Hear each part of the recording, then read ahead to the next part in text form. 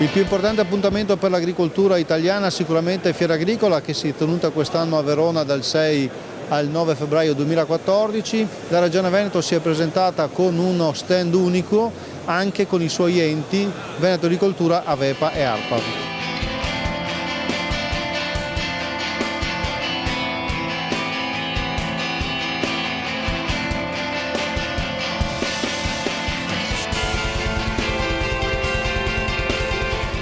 Per realizzare cose importanti come anche il nuovo programma di sviluppo rurale. Assessore. Sì, è un obbligo ma anche un messaggio importante, perché abbiamo la Regione Veneto con la sua programmazione da una parte, Avepa per i controlli e l'erogazione dei finanziamenti, quindi l'ente pagatore, e poi Veneto Agricoltura che è la macchina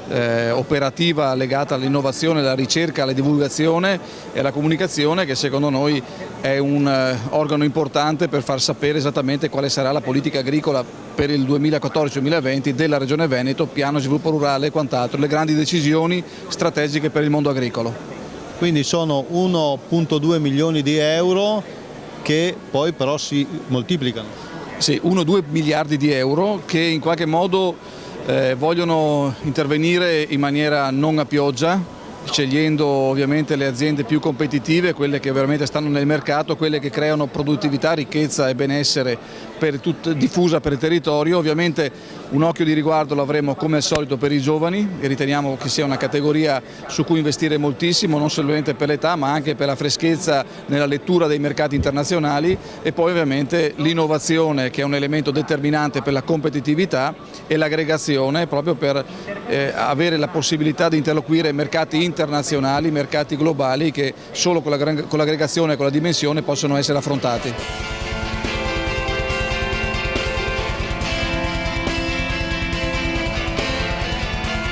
Indubbiamente è un'occasione molto importante che vede tutti gli enti raggruppati sotto un unico tetto, una cosa veramente importante. Ringrazio anche in questo caso Veneto Agricoltura, che si è fatta anche carico di questa pregevole e importante diciamo così, raggruppamento di quelli che sono gli enti regionali. Siamo qui appunto per rappresentare quelli che sono i nostri servizi, per dare dei consigli, per sentire gli utenti nostri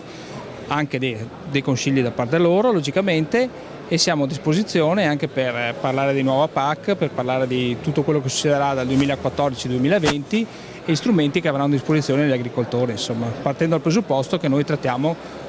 quasi tutto quello che è l'agricoltura, ma soprattutto i finanziamenti e quindi soldi. Ecco, quindi i soldi arrivano agli agricoltori? Diciamo di sì, ci sono stati dei problemi non dovuti logicamente a quello che è il nostro ente, il nostro territorio, bensì per quelle che sono state le provviste da parte del Ministero, che però noi